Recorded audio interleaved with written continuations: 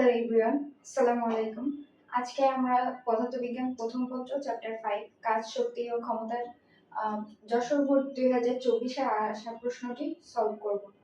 তো এখানে আমরা উদ্দীপকটি দেখি যে আমাদের বলছে যে চিত্রে গাড়িটির ভর 3000 কেজি এবং ক্ষমতা 152.18 কিলোওয়াট। এখন দেখো চিত্র কোনটা? চিত্র হচ্ছে আমাদের এটা। এখানে দেখো আমাদের একটা গাড়ি আছে, এই যে একটা গাড়ি আছে, এই গাড়ির ভরটা দেওয়া আছে কত? 3000 কেজি, ঠিক আছে। আর এই গাড়িটা যে ক্ষমতা নিয়ে চলতেছে বা গাড়ির ক্ষমতা এটা হচ্ছে 152.18 কিলোওয়াট। আচ্ছা, তো এখানে আর কি ইনফরমেশন দেওয়া আছে? এখানে আমরা দেখতে পাচ্ছি যে এটা একটা হেলানো তলের রাস্তা। এই রাস্তার আনুভূমিকের সাথে কত কোণে হেলানো আছে? এটা হচ্ছে 15 ডিগ্রি কোণে, ঠিক আছে। আর এই রাস্তাটার যে সরণ বা দূরত্বটা এটা হচ্ছে 500 মিটার দেওয়া আছে। একটুকুই আমাদের উদ্দীপকের ইনফরমেশন দেওয়া আছে।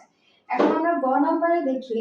গ নাম্বারে আমাদের বলছে যে গাড়িটি এ হতে বি তে যেতে কাজের পরিমাণ কত।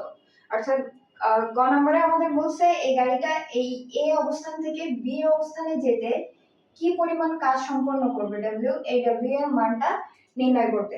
তো এখানে মজার ব্যাপার হলো যে এই যে প্রশ্নটা দিছে এখানে কিন্তু আমাদের কাজের কথা উল্লেখ করে দেয় নাই, ঠিক আছে। যে কোন ক্ষেত্রে কাজ তো অনেক ধরনের আছে, ধনাত্মক, ঋণাত্মক, তারপরে অভিকর্ষজ বল দ্বারা কাজ, নরমাল বল দ্বারা কাজ, তাই না? অনেক ভাবে আছে, কিন্তু এখানে উল্লেখ করে দেয় নাই। আমাদেরকে জাস্ট বলছে যে এ হতে বি তে যেতে কি কত কাজ এটা নির্ণয় করতে। তো দেখো এই কাজটা আমরা অনেক ভাবে নির্ণয় করতে পারি। তো আমি কয়েকটা বিকল্প নিয়ম দেখাবো, সেইভাবে হচ্ছে মানে আমি সবগুলো দেখাই দিচ্ছি। এখন তোমাদের যার যেটা প্রেফার করবা, নিজে থেকে বুঝবা বা ভালো লাগবে, সুবিধা হবে, এটাই করবা।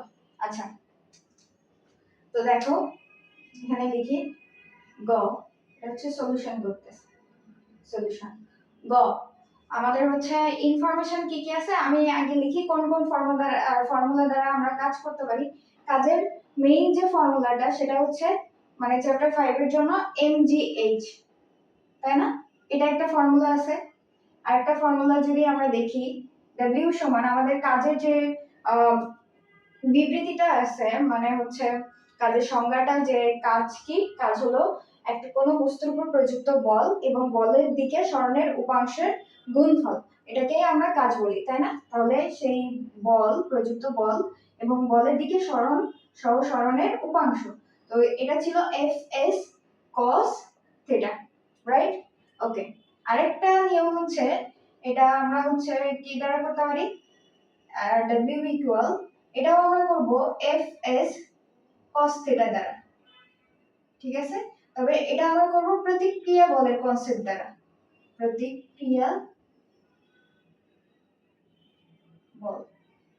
এজন্য আমি সাইডে লিখে রাখলাম। তো আমরা আগে এই যে ফর্মুলা w ইকুয়াল mgh, এই ফর্মুলার দ্বারা সলভ করার চেষ্টা করি। দেখো এখানে আমাদের গাড়ির যেহেতু কাজ নির্ণয় করতে হবে, এ থেকে বি থেকে যাচ্ছে, গাড়ি যাচ্ছে, গাড়ির ভর দেওয়া আছে 3000 কেজি, জি অভিকর্ষজ ত্বরণ, এটার মানও জানি, অথবা আমাদের উদ্দীপকেও দেওয়া আছে 9.8 মিটার পার সেকেন্ড স্কয়ার। এখন তাহলে আমাদের কিসের মান নির্ণয় করতে হবে? এইচ এর মানটা। এইচটা কি? উচ্চতা, ঠিক আছে। তো দেখো তো এই চিত্রের ক্ষেত্রে উচ্চতা কোনটুকু? উচ্চতা হচ্ছে বি থেকে সি, বি থেকে সি এতটুকুই হচ্ছে আমাদের উচ্চতা। এইচ এর মান, তাহলে এইচ দেওয়া আছে আমাদের এখানে 9, তাহলে এইচটা আমাদের বের করতে হবে। কোন ফর্মুলা দিয়ে বের করব? দেখো এখানে আমাদের একটা কোণ দেওয়া আছে, এখানে আমাদের দেওয়া আছে কি? দূরত্বটা, সরণের মানটা ডিটা।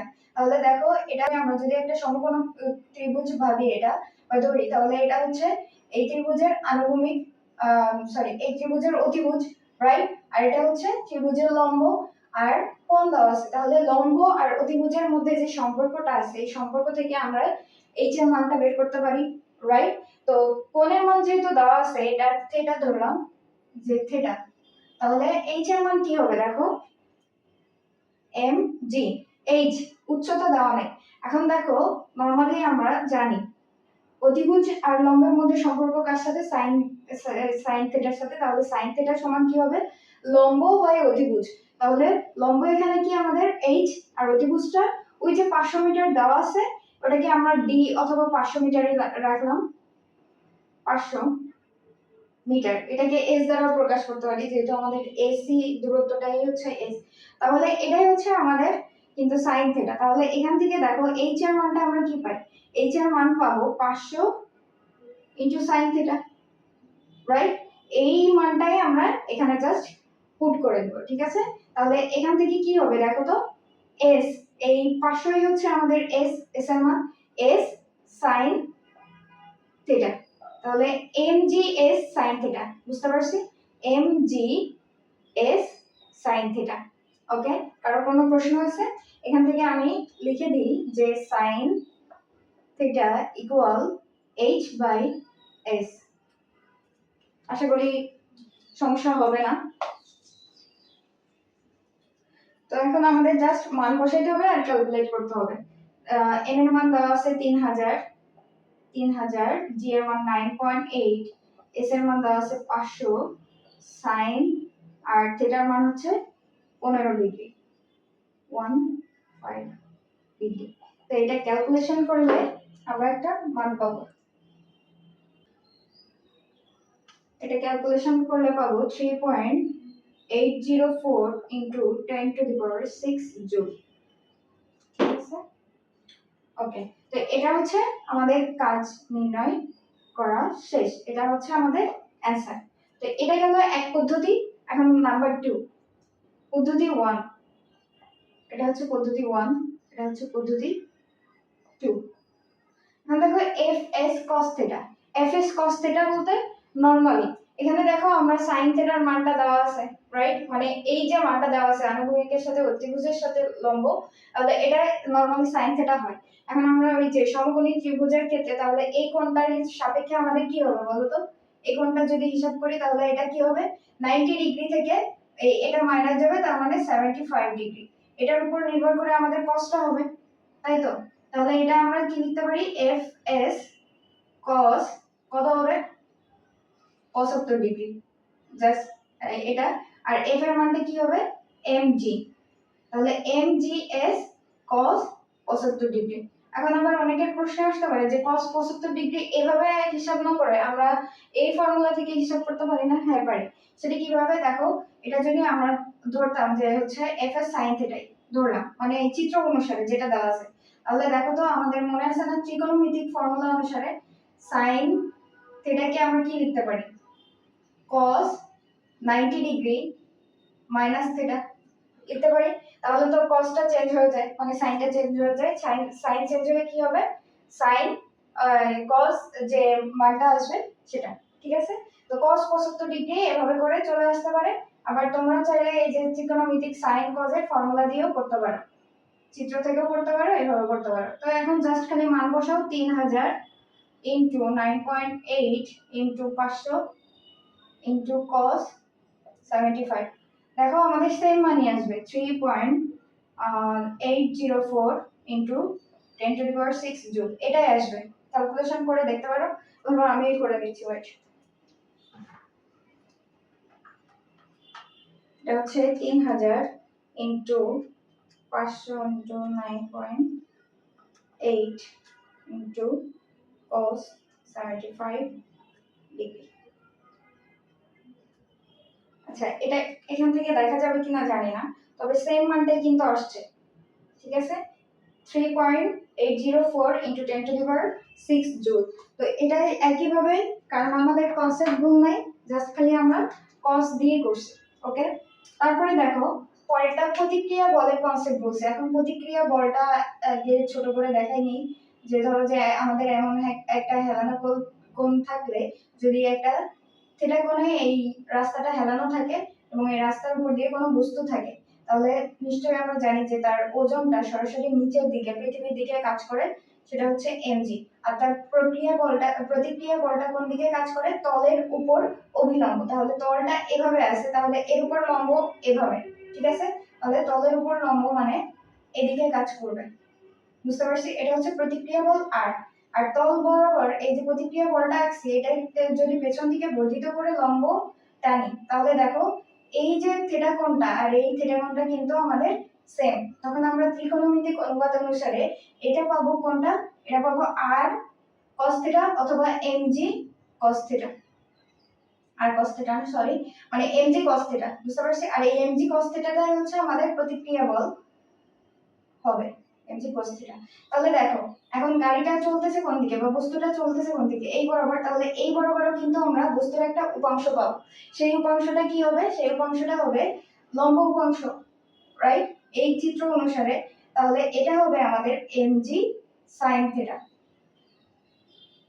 mg sin theta. বুঝতে পারছি? তো এই অনুসারে এই mg cos থিটা না, সরি, এটা mg sin theta. mg sin theta এই ফর্মুলা দিয়েও আমরা করতে পারি এভাবে। যদি কারোর এই কনসেপ্ট বুঝতে সমস্যা হয়, সে sin থিটা দিয়ে করতে চাইলে প্রতিক্রিয়া বলের কনসেপ্ট দিয়ে করবা। আর যদি কারোর মন চাই যে আমি হচ্ছে cos দিয়েই করব, তাহলে এই কনসেপ্টটা দিয়ে করতে পারো। তো এখন তো হচ্ছে mg f এর মান বসাবা, mg s তো দেওয়াই আছে 500 আর sin থিটার মান 15 ডিগ্রি বসাই দিলে আমাদের এটারও आंसर কি আসবে? এটারও आंसर আসবে 3.804 into 10 to the power 6 joule. এটাই হবে আমাদের উত্তর। তো ম্যাথটা কিন্তু খুবই ছোট ছিল, কিন্তু অনেক ভাবে করা যায়। তো এখন যার যেটা পছন্দ হয় সে সেইভাবেই করবা। কারণ এখানে যেহেতু আমাদের একদম ডিরেক্টলি বলে দেওয়া নাই যে কোন বলটা বা কোন কাজটা আমাদেরকে বের করতে বলছে, কোন বল দ্বারা কাজ। তো আমরা সাধারণত কি করব?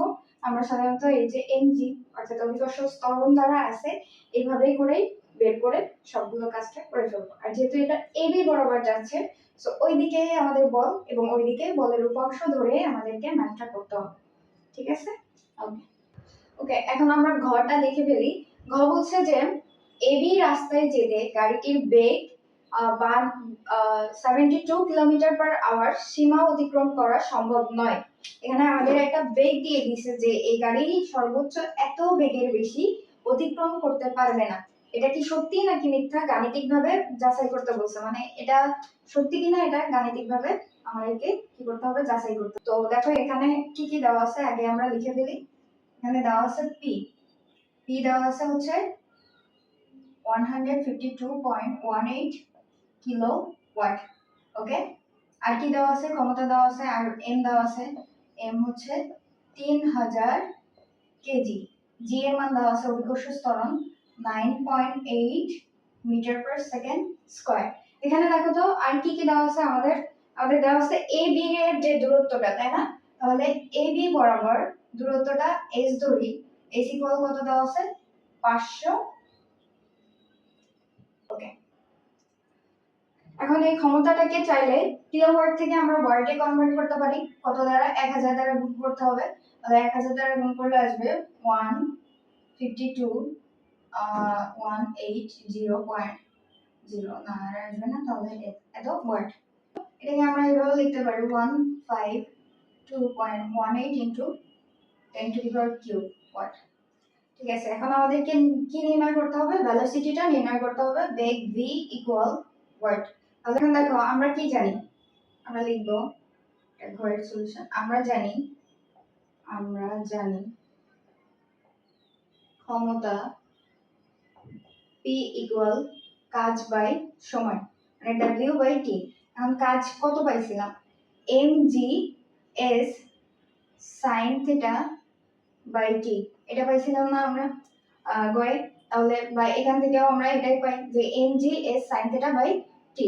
তাহলে দেখো এখান থেকে আমরা mg sin থিটা কে এক সাইডে রেখে যদি এটা করি যে s বাই t আলাদা রাখি, কোনো সমস্যা আছে?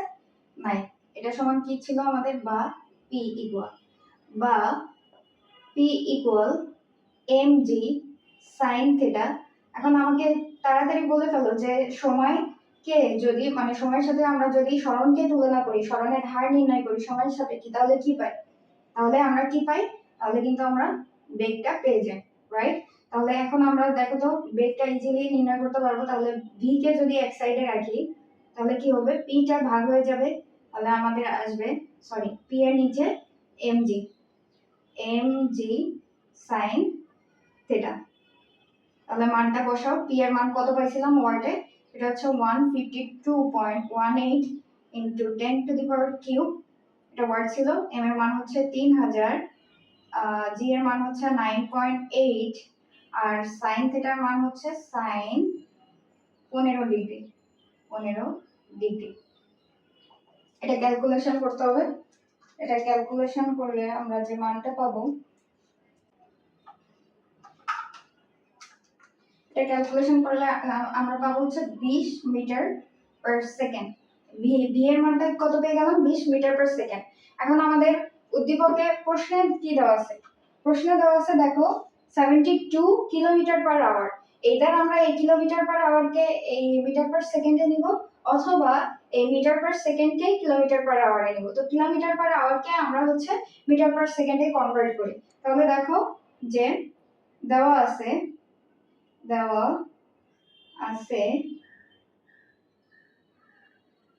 তার বেগ কত? ভি ড্যাশ ধরলাম, ভি ড্যাশ হচ্ছে 72 কিলোমিটার পার আওয়ার। তো এটা কিলোমিটার পার আওয়ারকে যদি আমরা মিটার পার সেকেন্ডে কনভার্ট করি তাহলে কি হবে দেখো, 72 ইনটু কিলোমিটার। তাহলে এটাকে কি করব, আগে 1000 দ্বারা গুণ করে মিটারে কনভার্ট করব, তারপরে 3600 দ্বারা ভাগ করে সেকেন্ডে কনভার্ট করব। তাহলে দেখো তো কত আসে, 72 ইনটু 1000,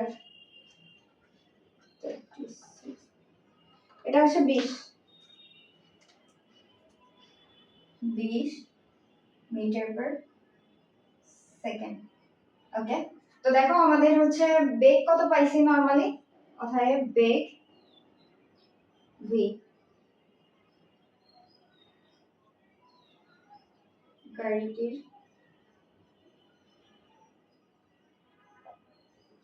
বেগ ভি পাইছি আমরা 20 মিটার পার সেকেন্ড। আবার দেওয়া আছে যেটা ভি ড্যাশ, সেটাও কিন্তু 20 মিটার পার সেকেন্ডই দেওয়া আছে। তার মানে উদ্দীপকে যে দেওয়া আছে যে প্রশ্নে এ বি রাস্তায় যেতে গাড়িটির বেগ এত কিলোমিটার সীমা অতিক্রম করা সম্ভব নয়।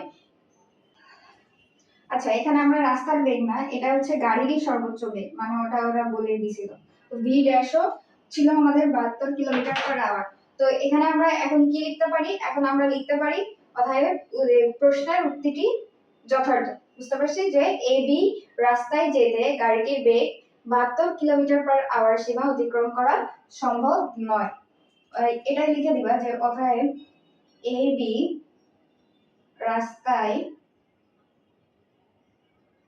যেতে গাড়িটির বেগ 72 কিলোমিটার পার আওয়ার সীমা, এটা আমি উপরে লিখি 20 মিটার পার সেকেন্ড, সীমা অতিক্রম করা সম্ভব নয়। বুঝতে পারছি কেন? কারণ আমাদের গাড়ির যে পাওয়ার, গাড়ির ক্ষমতাটাই এখানে দেওয়া আছে, এর বেশি গাড়ি চালিয়েও পারবে, এই রাস্তায় পারবে না। ঠিক আছে, তো বুঝতে পারছি। আচ্ছা, আমি একবার সামারি করি যে আমাদেরকে বলছে যে এই রাস্তায় যেতে গাড়িটি একটা বেগ দিয়ে দিছে যে এত কিলোমিটার সীমা অতিক্রম করতে পারবে না। এটা কি যাচাই করতে হবে, আমাদের সম্ভব নয়। বুঝতে পারলাম। আমরা উদ্দীপকে দেখলাম যে আমাদেরকে কি দেওয়া আছে, পাওয়ার দেওয়া আছে। তো পাওয়ার থেকে আমরা ভেলোসিটি নির্ণয় করতে পারি। তো কিভাবে নির্ণয় করতে পারি দেখো, পাওয়ারের ফর্মুলা W/T। W এর মধ্যে আমাদের সরণ আছে, সময় আছে। তো সরণকে সময় দিয়ে ভাগ করলেই তো আমরা বেগটা পাই। এখান থেকে আমরা এই গাড়ির যে ক্ষমতা দেওয়া আছে, এই ক্ষমতা থেকে গাড়ির বেগটা বের করে নিয়ে আসলাম। ঠিক আছে, এখন এই বেগ যেটা দেওয়া আছে আর আমাদের প্রশ্নে যেটা বলা আছে 72 কিলোমিটার পার আওয়ার, এই দুইটা যদি ইকুয়াল হয় তাহলে কি এই যে যেটা বলছে সেটাই সঠিক, রাইট? তাহলে দেখলাম যে এই দুটা সেম। আসলে গাড়ির বেগই মিটার পার সেকেন্ডের বেশি অতিক্রম করা সম্ভব নয় এই বি পথে যেতে বা এই বি রাস্তায় যেতে। বুঝতে পারছি? তাহলে আমরা লিখে দিলাম অতএব এই বি রাস্তায় যেতে গাড়িটির বেগ 72 কিলোমিটার পার আওয়ার, অথবা এখানে তোমরা চাইলে 20 মিটার পার সেকেন্ডও লিখতে পারো, সীমা অতিক্রম করা সম্ভব নয়। আর এটাই হচ্ছে আমাদের অ্যান্সার। আশা করি বুঝতে পারছো। এরপরে যদি কারো কোথাও কোনো ডাউট থাকে অথবা সমস্যা থাকে অবশ্যই কমেন্ট করে জানাবা। আজকে এই পর্যন্তই। আসসালামু আলাইকুম, টাটা।